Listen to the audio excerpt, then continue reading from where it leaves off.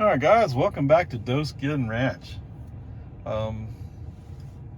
Today I want so the other day I came out here, it was 4 miles.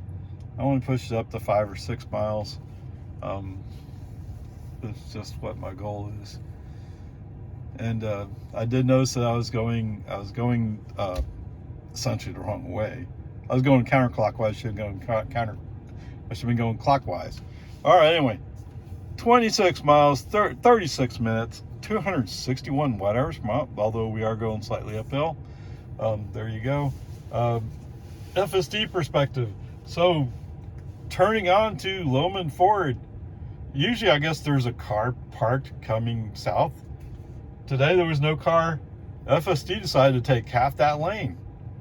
Now, he only cut the corner, but he cut the corner for half the lane. Wow. Okay. And as we're rolling down Loman Ford, traffic's kind of slow in the outside lane. Of course, they're all going to turn right. Almost everybody who's there is going to turn right. Even people in the inside lane, some of them are thinking they're going to turn right. They're just passing vehicles. Okay. Once it's clear behind me, left turn signal on, let's go around these guys. Oops, what? It wasn't FSD's idea to switch to the inside lane, so he wiggled back and forth a little bit, settled back in the outside lane, said, no, I'm not going to do it. Okay, brake on FSD off. The driver will do it, thank you. I mean, someday, Elon, FSD's going to have to learn how to drive. Now, most of the time, it's great. It's wonderful. It's just every once in a while, when you encounter something stupid like this, that's when it's like, it's worthless. You know, it's like somebody said, well, I ran the 26 miles of the marathon. What happened to the other 2/10? I decided it was enough. So you didn't run a marathon, right? It's the same kind of thing. If you don't do it 100%, you didn't do it. Okay, there you go. Going by the Balcones Canyonlands headquarters. And it's 12.3.6. He's developed the habit of, well, I see that sign up there. The letters RIGHT space LANE space MUST space TURN space RIGHT.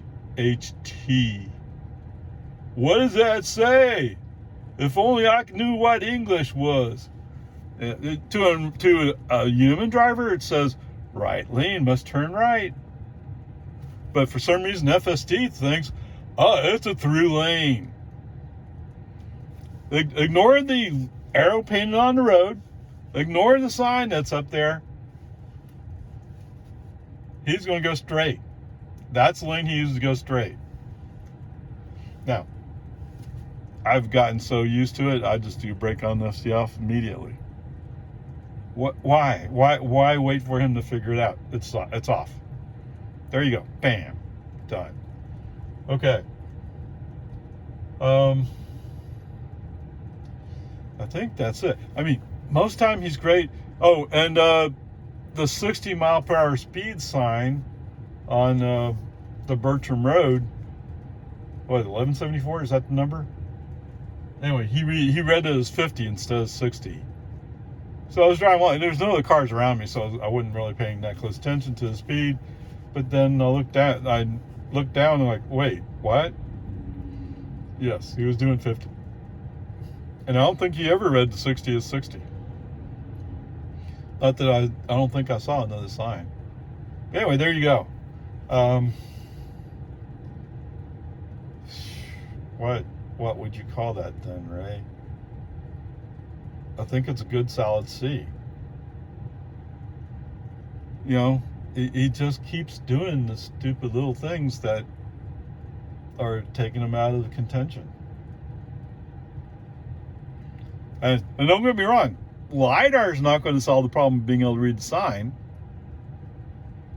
right? That's cameras. So there's nothing wrong with how it's doing things. It just doesn't know how to read the signs, or look at the map even, or look at the right turn arrow that's painted on the road. All those things are there. He just has a hard time when he's feeling less than inspired. He has a hard time of doing it right. It's that simple. Okay, onward, upward, charge. All right, I guess I'm pretty tired. Yeah, it's only 3.5 miles. Anyway, there you go. Here's a picture of my car in the parking lot. That is a parking space. Okay. I thought maybe that was one space over, or one line over. Anyway, up there's the hill, and just beyond there is the Indian grass. Yeah, and nowhere near as cool as the other day when the hurricane came through. Anyway, there you go. I don't think I mentioned this, but they were getting setting up to do construction on 1431, and I don't know, the line looked pretty long when I drove through, but I think they were just setting up, and that's part of it. Anyway, whatever, I guess I'll go that way. Why not? Onward, upward, charge.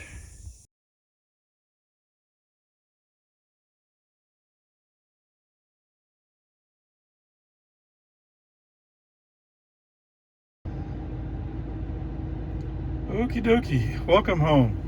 26 miles, 37 minutes. Wow, that's pretty good. 231 watt hours per mile. I think, to be fair, they had that little construction zone, and as I'm rolling up, I was the last of a line of cars. And as I'm rolling up, I see the guy's already switched it to stop, but then he looks at me and turns around and makes it slow. So, okay. I got lucky on that one. Of course, there were people who were going really slow up Travis Peak. It's like, oh, my car or truck can't go faster. Come on, man. All right, whatever. FSD issues. The only FSD thing I can really talk about, well, there's two actually, but so when we're rolling out 1174, turning left on 1431, he did a little creep thing, and it felt like he released the brakes, starting to go. So I instantly just grabbed brakes. So there's a line of cars coming, a line of vehicles coming. And yes, there might have been an open spot in there, but knowing the construction's going on to the left, I said, let's just wait for the traffic to go by. Of course, I broke that rule with the FSD off, because it looked like it was clear, and there's a truck that's turning. It's going to turn up at 1174, and I started going, and I just catch a glimpse of a car just in time to brake before I passed the stop line. So whatever. The other place was we're following the construction traffic, and for some reason FSD wanted to get close to this Acura RDX. Why? Stupid. Other than that, it's just traffic. Okay. Other than that, FSD didn't really have any issues with me. Now, there was a fair amount of time when I didn't have FSD on, and so part of it's during the construction traffic, where we were getting close to the RDX in front of us. I don't know why he has brake lights on, but to be fair to FSD, is like sometimes they were suddenly slowing down, and sometimes they were going, and it was hard to tell which one was going to be. Although I think it had something to do with whoever's going slow up a hill. I mean, that must be what it is. I don't know. Okay. The other time was mentioning this Acura RDX yet again as we come up.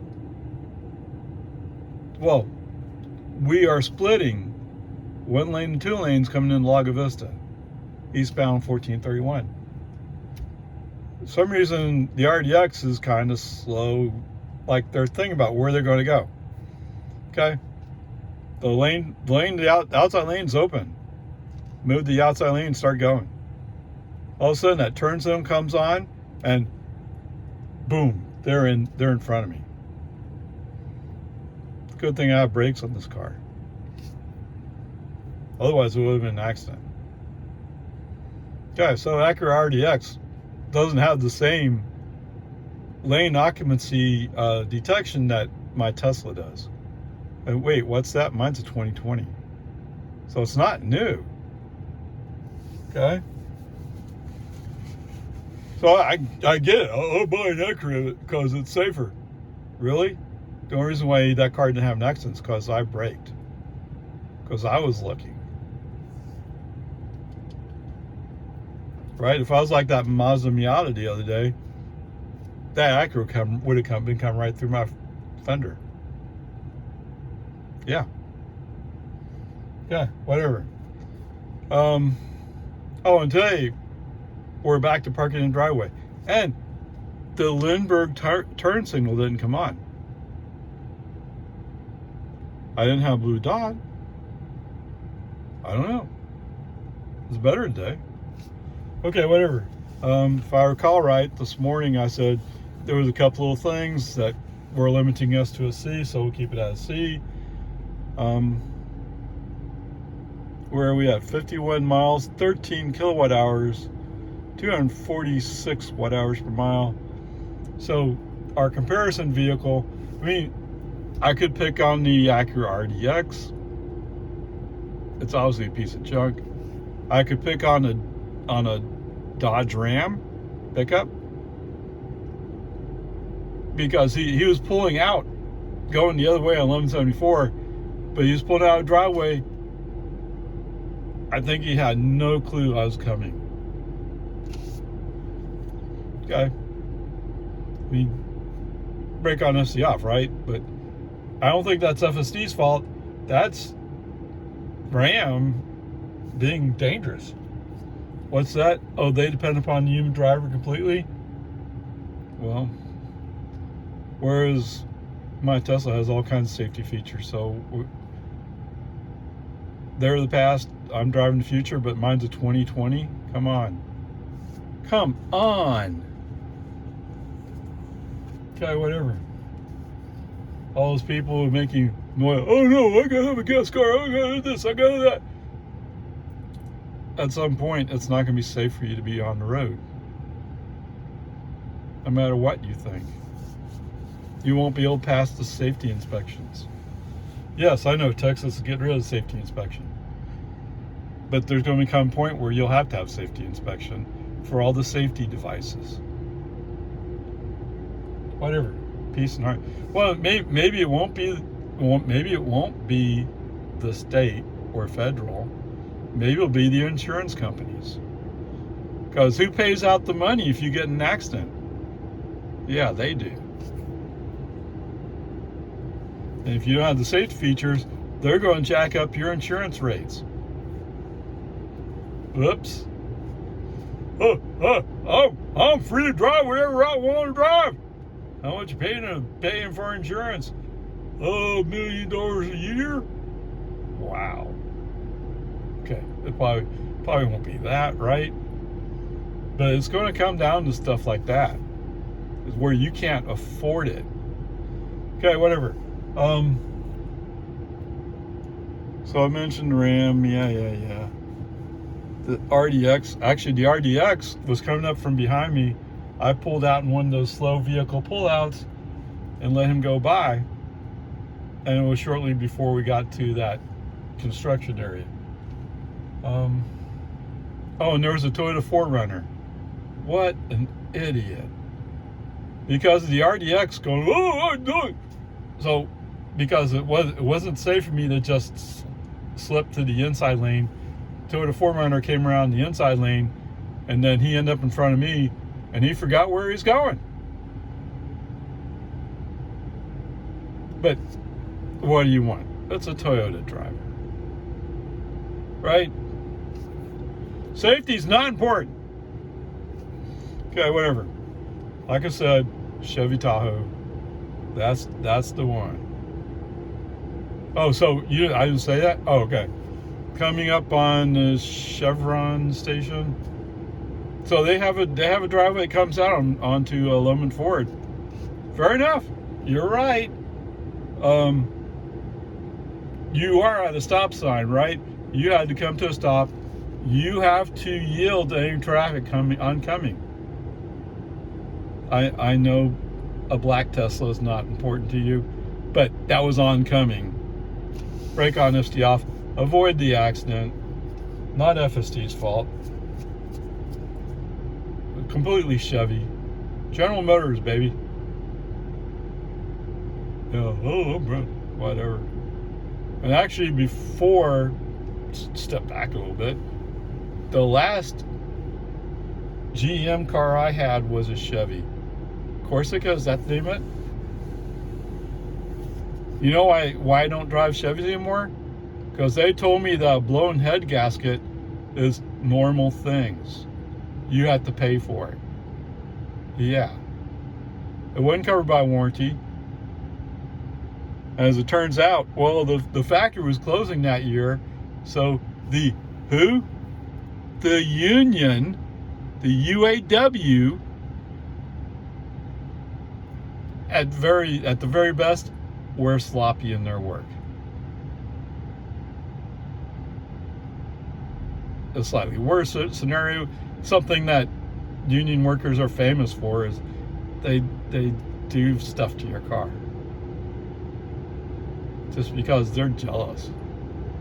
But it was a Corsica or whatever that car is, right? It's a mid-size sedan. Whatever. Peace and harmony. So why should I support union work? Huh? When they purposely destroy the vehicles they're making. They don't take any pride in what they're doing. Okay. But whatever, peace and harmony. There we go. Onward, upward charge.